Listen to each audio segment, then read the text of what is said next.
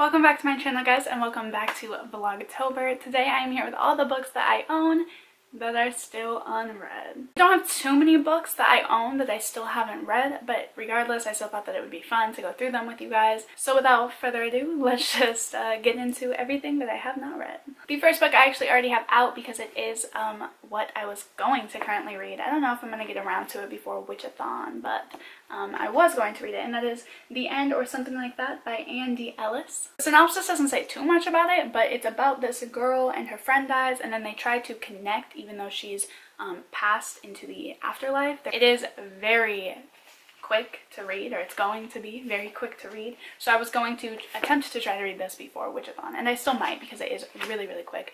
I don't reckon that I'm going to like this too much, so it might be a good idea to try to read it, so then maybe I can unhaul it. Next is Every Day by David Leviathan, whatever. This was a super popular book, especially around booktube a couple of years ago. It's about this person who switches bodies every day and becomes somebody else every single day. I have yet to read it. There is a sequel, and I believe there is a movie coming out, and I know this will also be a quick read, but I don't know, I haven't been in the mood to pick something like this up. Next is Turn Right at Machu Picchu by Mark Adams. This is, I believe, a non-fiction book about when we discovered Machu Picchu, and by we I mean when white people discovered Machu Picchu. I got this in a Wordy Traveler box, which is amazing. They did send me that for review over on my blog. I am really interested in this book. If you guys didn't know, I was or am going to be, when I go back to school, majoring in anthropology. So things like this would really interest me because not only is it my passion, but it's good to know. It's good knowledge for me to learn in my career path. So I am excited for this one. I just haven't gotten around to it because I know it's going to be a little bit more dense, and I just haven't necessarily been in the mood for that. Wordy Traveler actually sends you 3 books, and none of them I have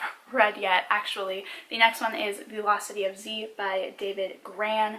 Obviously a huge book. This was extremely popular, and it is a movie. Greg and I tried to watch the movie, and I just could not get into it, which makes me weary of the book. This is another nonfiction. All of the books in that box were actually nonfictions, and this one is about a British explorer who goes into the Amazon jungle to try to find civilization. The last one that came in that box was The Good Girl's Guide to Getting Lost, a memoir of 3 continents, 2 friends, and 1 unexpected adventure by Rachel Friedman. This I started trying to read last summer, and I couldn't fully get into it, but I felt like in the right mood or the right mindset I would be able to make it through. Then I have Dracula by Bram Stoker. I am planning to read this for the Witchathon. I love owning classics and having them, so I want all of this these editions. They still sell them, and I look at them every single time I go to Barnes & Noble, even though it's the same stuff every time.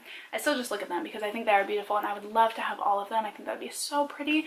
I'm excited to give this a shot and try to read it though, because I do think it would be cool to be able to say I've actually read it. Then I actually have 3 ARCs that I was sent that I do not remember ever asking for. I don't really know where these came from, but obviously I am grateful, and I'm probably going to give them a shot before I pass them along. The first one, I have no idea what they're about. The first one is Ohio by Stephen Markley. It says, on a summer night in 2013, 4 former classmates converge on the Rust Belt town where they grew up, each of them with a mission, all of them haunted by regrets, secrets, and lost loves. It's really floppy, and I do like that. I love floppy paperbacks, but I'll give it a shot. It is pretty big, but it's something I feel like I could be interested in reading someday. Next is one that I've seen talked about all the time. It came out August 7th, so it's already out as well, and it is Our House by Louise Candlish. This says, in the wake of her husband's infidelity, Fiona manages to keep her young son's lives as stable as possible thanks to a bird's nest custody agreement. The 2 boys stay in the family house while the mom and dad are the ones who take turns living there.